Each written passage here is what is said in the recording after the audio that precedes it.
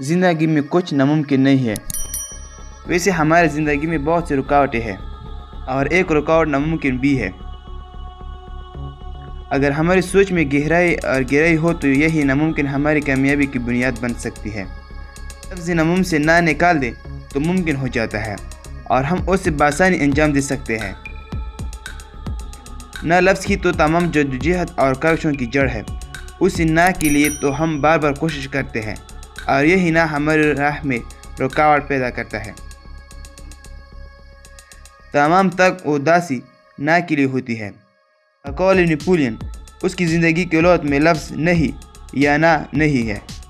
कुछ यही दास्तान अंग्रेज़ी के इम्पॉसिबल की है। मिसालिस अंदाज में उस लफ्ज़ को अदा करके किसी काम के ना होने की मुहस्सबत कर देते हैं, लेकिन यही लफ्ज़ खुद मुतकल्लिम को इस बात की दावत देता है कि उसमें जो राज मख्फी है वो हफीफ सी काविशों के बाद आया होता है। यह इम्पॉसिबल जो अपनी ज़ुबान से कहता है आई एम पॉसिबल, यानी ये नामुमकिन चीख कर कहता है मैं मुमकिन हूँ, फिर भी हमारे फ़हम व फ़िरासत उसको कबूल नहीं करती।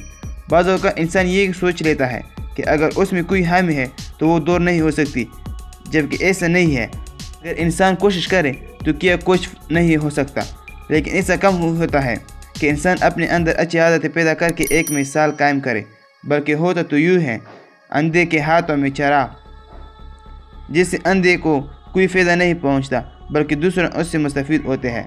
हम दूसरों पर हंसते हैं और दूसरे हमारी ज़ात से अपनी इस्लाह करते हैं। हम दूसरों की गलतियों पर हंसते हैं, हम दूसरों की काबिलियत देखकर हसद करते हैं, जबकि होना तो यूँ चाहिए कि बजाय हसद के हम उन पर रश्क करें और अपने अंदर इतनी ज़्यादा काबिलियत व अहलियत पैदा करें कि वही हमारी ताकत बन जाए। दूसरों को टोकने से बेहतर है कि अपनी इस्लाह की जाए। ये काम उसी वक्त शुरू कर दें। हो सकता है कि हमारी नज़र उस सवाल पर जाए कि किसे शुरू करें और कहाँ से शुरू करें, तो उसका जवाब ये है कि जिससे पहले कुछ न हुआ हो उससे शुरुआत कहते हैं। बिल्कुल उसी तरह अगर हम खुद अपनी इस्लाह के बारे में आज ही से इब्तिदा करें और दूसरों की गलतियों को नज़रअंदाज करना शुरू कर दें तो शायद बहुत हद तक हम एक कामयाब ज़िंदगी गुजारने वालों में शामिल हो सकते हैं।